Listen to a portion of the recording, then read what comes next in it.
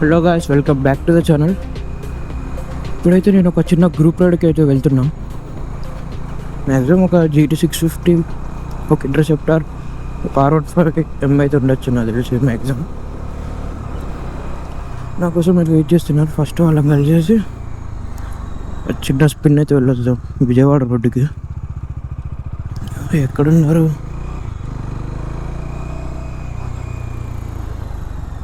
ఇద్దాం.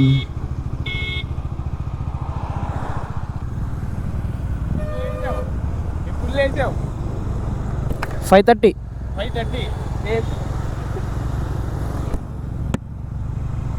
ఇవాళ లైన్కి వచ్చేసి ఇదే R15 ఒకటి, GT ఇంటర్సెప్టార్ ఒకటి.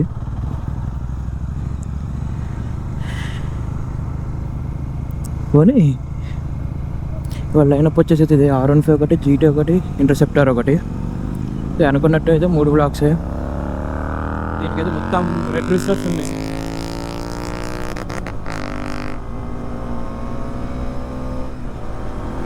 ఇక్కడ నుంచి ఒక 50 కిలోమీటర్స్ స్పిన్ ఏమి ఉంటుంది. అలా ఒక బ్రిడ్జ్ ఉంటుంది, అక్కడికైతే అయితే కొన్ని రీల్స్, చిన్న చిన్న క్లిప్స్ అయితే తీసుకొని అయితే వచ్చాం మనం.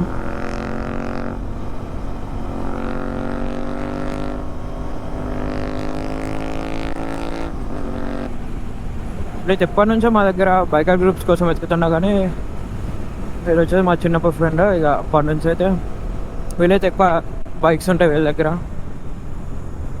నిన్ననే కలిసిండు, ఒక చిన్న రైడ్ వెళ్దామంటే వెళ్ళాం.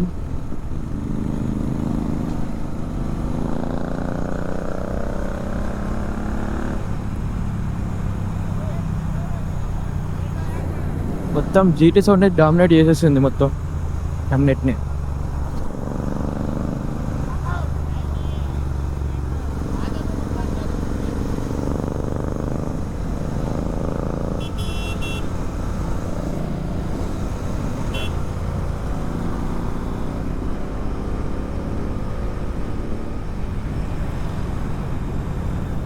ఇది ఇంటర్సెప్టార్, కానీ దీనికి GT ట్యాంక్ మార్చారు దీనికి. కానీ ఆ ముందైతే రెడ్ అండ్ వైట్ అనుకుంటా నాకు తెలుసు. ఇది చాలా బాగుంటుంది. అక్కడ అసలు వాయిస్ వినిపిస్తుందో లేదో, మొత్తం ఆ సౌండ్ వస్తుంది రెడ్ రిస్టర్ ఎక్కువ.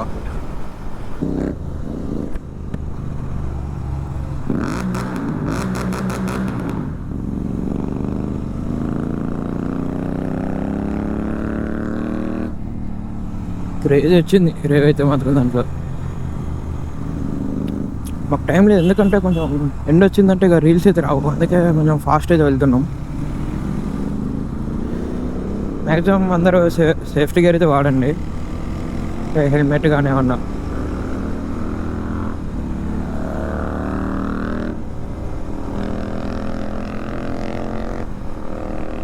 దీంట్లో ఎక్కువ మాట్లాడకపోవచ్చు, ఎందుకంటే కొంచెం రా ఉంటుంది వీడియో మొత్తం. కొంచెం ఫాస్ట్గా వెళ్తున్నాం కాబట్టి.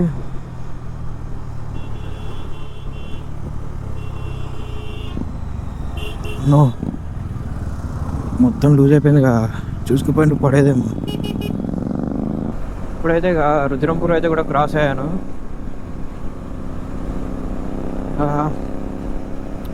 దాని సౌండ్ అయితే చాలా ఎక్కువ వచ్చేసింది, లౌడ్, చాలా లౌడ్ ఉంది దాని అయితే ఎగ్జాస్ట్.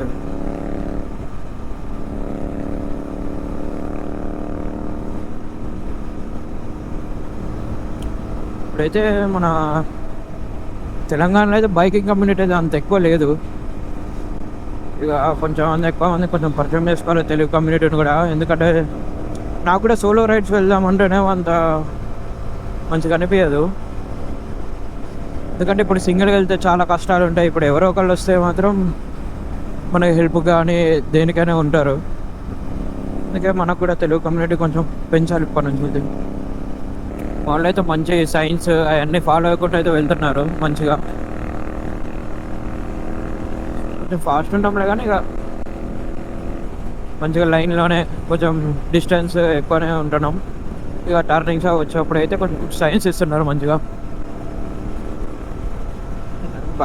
హైదరాబాద్లో అయితే నాకైతే ఎవరైతే తెలియదు అంతగా కమ్యూనిటీ, తెలుగు కమ్యూనిటీలో.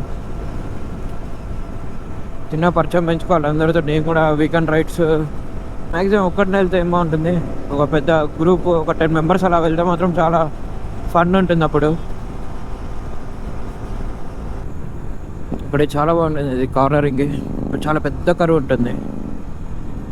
కార్నరింగ్ వేద్దాము, వచ్చేటప్పుడు వేద్దాం మనం.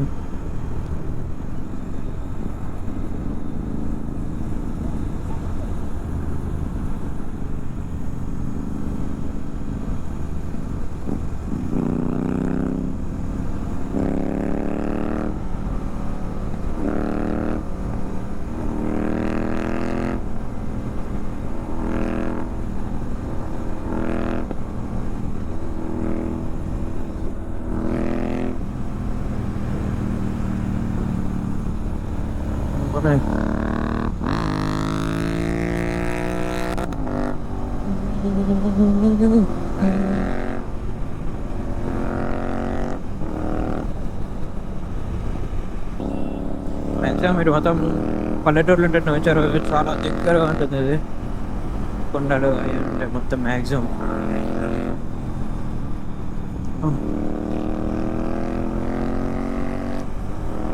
కొంచెం కార్నరింగ్ చేద్దామని భయం అవుతుంది, ఎందుకంటే ఇది బ్యాక్ టైర్ కొంచెం స్మాల్ ఉంటుంది, సన్నగా ఉంటుంది. కార్నరింగ్ చేయాలంటే భయం అవుతుంది.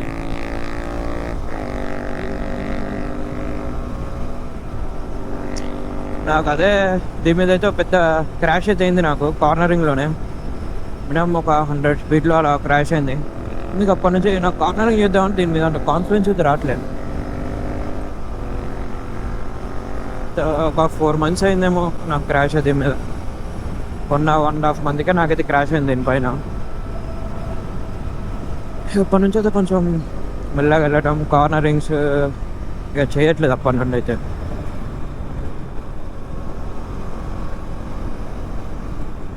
అసలు ఈ రోడ్స్లో మస్తు క్రూజ్ చేయొచ్చు, అసలు ట్రాఫిక్ ఉండదు ఎక్కువ మనకి. కార్ అయితే ఉంటుంది విజయవాడ రోడ్. అసలు వాళ్ళ మార్నింగ్ అయితే హైదరాబాద్ వెళ్ళిపోదాం అనుకున్నా. నిన్ననే కలిసి మా ఫ్రెండ్ చిన్న గ్రూప్ రైడ్ వెళ్దామంటే అయితే ఆగిపోయాయి ఇక. ఎందుకంటే హైదరాబాద్ వెళ్ళినా కూడా మనకైతే గ్రూప్ ఉంది. ఈ 2 bikes కూడా అక్కడికే వచ్చేస్తాయి హైదరాబాద్కి.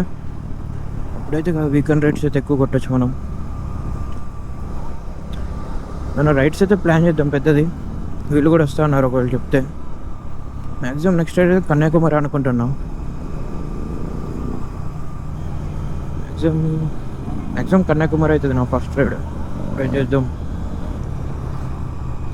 స్లో స్లో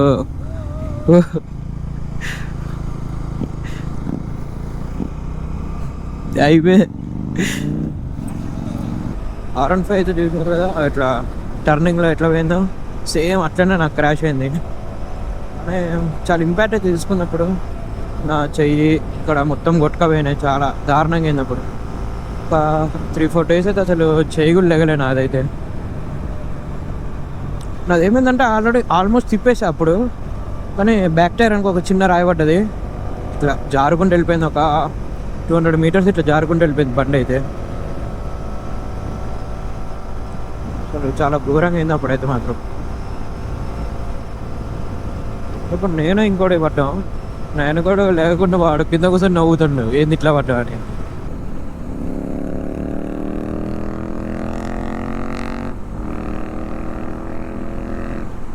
ఇంకొక 10 kilometers ఏమి ఉంటుంది అంతే.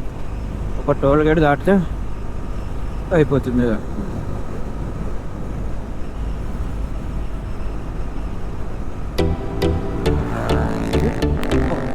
ఇక్కడైతే రీల్స్ మస్తు చేయొచ్చు. రోడ్డు కూడా చాలా బాగుంటుంది ఇది.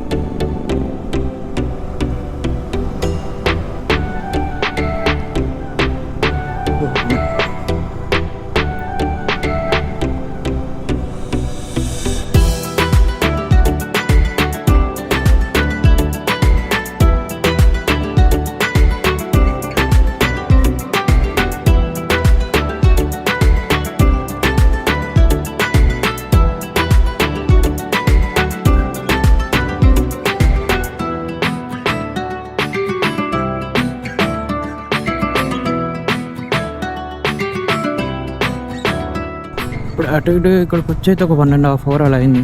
ఇప్పుడైతే మొత్తం రీల్స్ అవన్నీ తీసుకున్నాం. So I will end the vlog here. So that's it for today, guys. Thanks for watching. See you in the next vlog.